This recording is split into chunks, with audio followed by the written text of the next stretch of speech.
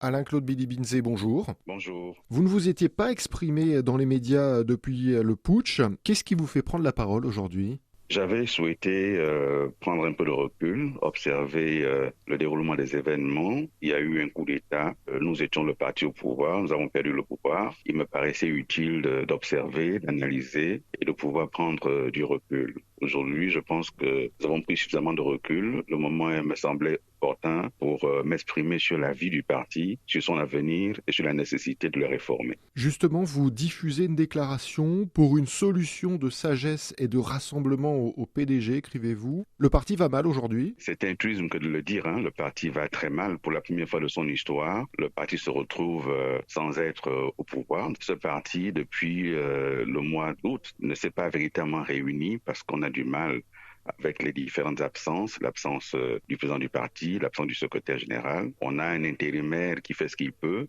mais nous pensons qu'il faut aller beaucoup plus loin que l'intérim parce que cela fait 6 mois maintenant. Un intérim ne va pas durer ad vitam aeternam. Les militants sont déboussolés et nous pensons que c'est la première force politique du pays. C'est le parti qui est implanté partout sur le territoire. Il est indispensable qu'il soit réorganisé, réformé de fond en comble pour apporter sa contribution à la situation actuelle que traverse notre pays. Vous demandez que la parole des militants se libère, vous demandez une consultation inclusive, participative et sans tabou. Mais n'est-ce pas ce qui vient d'être organisé en fait fin février avec les assises? C'est ce qui était prévu avec les assises, mais il faut bien faire le constat que les assises n'ont pas atteint les objectifs qui étaient assignés. Les militants ne se sont pas manifestés. J'ai moi-même été sur le terrain. Les militants n'ont pas participé massivement aux assises. Et donc, on ne peut pas se contenter de ce format qui, du reste, a manqué de concertation préalable. Il faut aujourd'hui se regarder en face. Il faut cesser de faire semblant. Il faut cesser de faire la politique de l'autruche. Le parti va mal. Redonnons la parole aux militants. Analysons à froid les raisons pour lesquelles nous en sommes arrivés là et redémarrons l'activité du parti sur de nouvelles bases. Alors, vous demandez d'organiser en urgence une réunion du bureau politique et du conseil consultatif des sages. Pourquoi ne pas attendre en fait le rapport des assises qui est prévu le 12 mars et puis le congrès prévu après en théorie? D'abord parce que les assises sont un élément qui a été voulu pour donner la parole et que la parole n'a pas été donnée aux militants ou alors les militants ne se sont pas sentis concernés par ce qui a été fait. Ensuite, nous avons des instances délibérantes qui existent. C'est le bureau politique. On a l'instance consultative qui est le conseil consultatif des sages qui doivent être convoqués lorsque le parti connaît une situation de crise. Nous allons naturellement continuer à travailler avec le secrétaire général pour que la question soit entendue. Nous ne sommes pas dans une situation d'affrontement. Nous voulons qu'il y ait une large concertation. Le parti a aujourd'hui des personnalités en son sein qui sont des hommes et des femmes d'expérience et qui aujourd'hui sont capables de donner un certain nombre de pistes de solutions. La première, c'est de faire le constat que depuis le 30 août, le président du parti est en situation d'empêchement d'œuvrer et de travailler de manière politique pour le parti. Il en donne même pour le secrétaire général. Donc déjà, cette vacance doit être constatée et ensuite mettre en place une direction transitoire ad hoc pour conduire les activités du parti. C'est ce que nous proposons et il me semble que l'ensemble du militant aujourd'hui du PDG sera plutôt favorable à cette option-là. Alors, vous dites, nous, effectivement, cette déclaration, vous la signez, mais vous vous exprimez à titre collectif.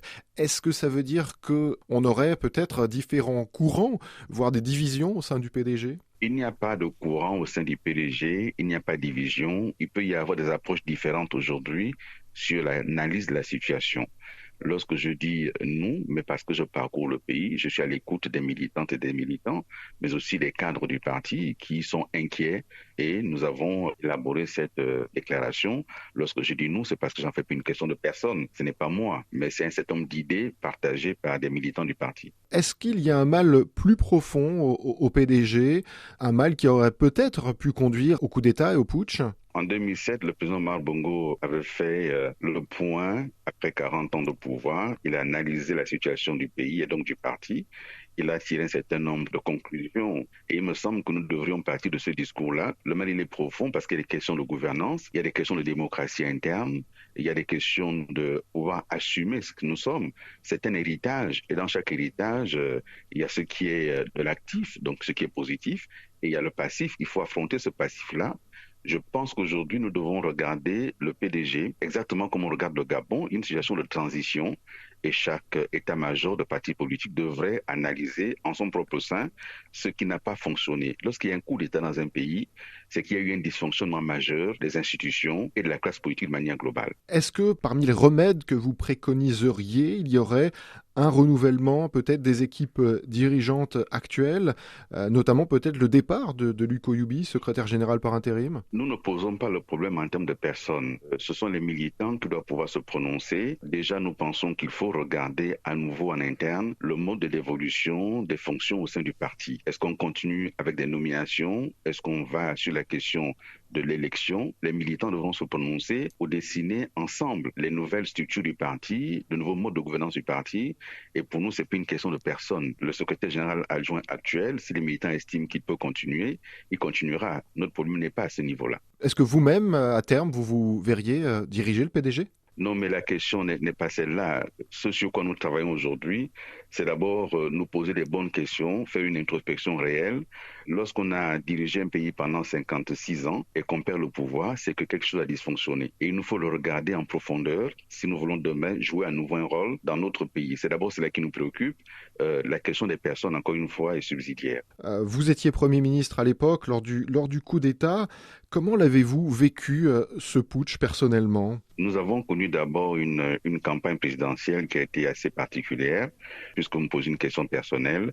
Je suis opposé à tout ce qui est coup d'État, tout ce qui est prise de pouvoir par la force. Mais j'ai pu constater simplement que les Gabonaises et les Gabonais, dans leur majorité, ont salué ce coup d'État pour des raisons qui leur sont propres, mais aussi parce qu'il y avait peut-être des dysfonctionnements importants, le jour du pouvoir également. Et donc, ce qui importe aujourd'hui, c'est regarder quels vont être les éléments importants pour sortir le pays de l'ornière et pour rebâtir. Vous pensez que des erreurs ont été commises qui auraient pu amener à cette situation? Vous savez, il y a un adage gabonais qui dit qu'il faut éviter de regarder où on tombe, il faut regarder où on a trébuché. Il me semble important d'avoir un regard rétrospectif. Effectivement, il y a eu des erreurs, il faut le reconnaître aujourd'hui, et ces erreurs-là ont amené à la perte du pouvoir. Et si nous n'avons pas le courage d'analyser cela, nous ne pourrons pas redémarrer les activités politiques de manière sereine et convenable. Nous pensons qu'il faut doter le pays et le PDG d'un corpus politique solide pour être demain au rendez-vous. Et ceux qui ont continué aujourd'hui et qui ont rallié Général Brice Oligui seraient bien inspirés de regarder également le fonctionnement de leur parti,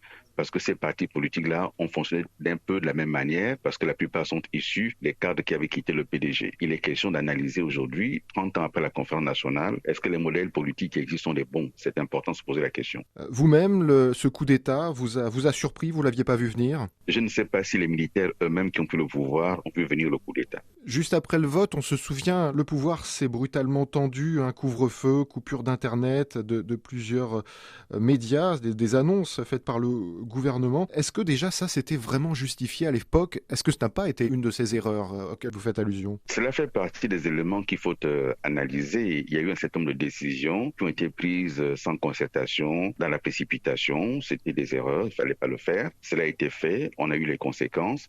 Il faut donc pouvoir analyser pour la suite. Moi, je crois fondamentalement que la vocation d'un parti politique est de se battre pour accéder au pouvoir. Lorsqu'il est au pouvoir, il faut le conserver, mais pas par tous les moyens. Il faut le conserver dans les règles de droit, en faisant d'abord en sorte que la population qui nous a élus soit satisfaite. Et il me semble que c'est un des aspects qui nous a manqué. Brice Clotaire Oligui Nguema avait justifié le coup d'État en parlant d'organisation chaotique des élections générales. Il a parlé d'annonces de résultats tronqués. Franchement, est-ce qu'une triche était organisée à ce moment-là pour faire gagner Ali Bongo? Vous savez, je vais vous répondre tout aussi franchement. Le gouvernement n'a pas organisé les élections. Les élections ont été organisées par un organe indépendant appelé CGE, composé à parité de la majorité et de l'opposition. Et si ces résultats ont été tronqués, il y a quelque chose qui a manqué. Quels ont donc été les bons résultats? Et c'est pour cela que je vous dis, il faut regarder cette question avec recul et se dire, il y a eu un coup d'État, ok, mais quels ont été les bons résultats? De cet instant, c'est au général Brice Oligui à qui vous devriez poser la question. Comment vous percevez aujourd'hui cette transition? Ça fait plus de 6 mois qu'elle dure, dirigée par les militaires en collaboration avec les civils. Les Gabonais ont beaucoup espéré dans cette transition et nous tous nous pensons que la transition est une occasion de refonder nos institutions, de refonder la gouvernance du pays, de refonder nos relations, nos rapports dans notre pays et de regarder comment nous parvenons à développer notre pays en impliquant le maximum de nos concitoyens. Le problème qui se pose aujourd'hui, c'est que malheureusement, il y a une tentation forte de reproduire les erreurs du passé, la gouvernance du passé, qui est d'ailleurs décriée par les uns et les autres sur les réseaux sociaux. Je vous prends deux exemples. On a beaucoup décrié, le général Oligui Nguema lui-même, la question des nominations copain-copain. On observe aujourd'hui ces nominations-là. On a décrié la question du népotisme. On observe cela. Donc, il y a intérêt à faire attention. Si la révolution mange ses enfants, la transition a tendance également à trahir ses promesses. Il faut être très, très, très prudent. Certains craignent un accaparement du pouvoir par les militaires et par Brice Clotaire Oligui Nguema. C'est une crainte que vous partagez aujourd'hui ? Il y a les éléments de la transition annoncés dès le départ et il y a la gouvernance actuelle. Et on commence à observer comme un écart entre ce qui avait été annoncé et la gouvernance qui est mise en place. Encore une fois, c'est pour ça que le PDG doit se réunir pour regarder, faire son introspection. Qu'est-ce qui nous a été reproché par nos compatriotes? Nous constatons que cela commence à être reproché aussi à la transition. Il ne serait pas bon qu'à l'occasion de la transition, on ait le sentiment que rien n'a changé. À titre personnel, vous êtes prêt à jouer un rôle dans cette transition ? À titre personnel, je joue un rôle aujourd'hui dans le cadre du PDG pour réformer le PDG en interne. C'est ce qui nous préoccupe premièrement. Alors officiellement, Ali Bongo a été mis à la retraite. Il est libre de ses mouvements, en théorie, de voyager. Pourtant, il semble assigné à résidence. Que pensez-vous de sa situation ? L'assignation à résidence est un acte juridique décidé par un juge. Je ne sais pas si Ali Bongo a été notifié d'une assignation. Nous constatons simplement que autant officiellement il a été déclaré libre de ses mouvements, autant il n'a pas pu mener d'activité. Est-ce qu'il n'a pas voulu? Est-ce qu'il n'a pas été en capacité? Nous n'en savons rien. Mais toujours est-il qu'effectivement, il ne mène pas d'activité publique. Des enquêtes ont commencé, ont été ouvertes. De nombreux cadres sont en détention.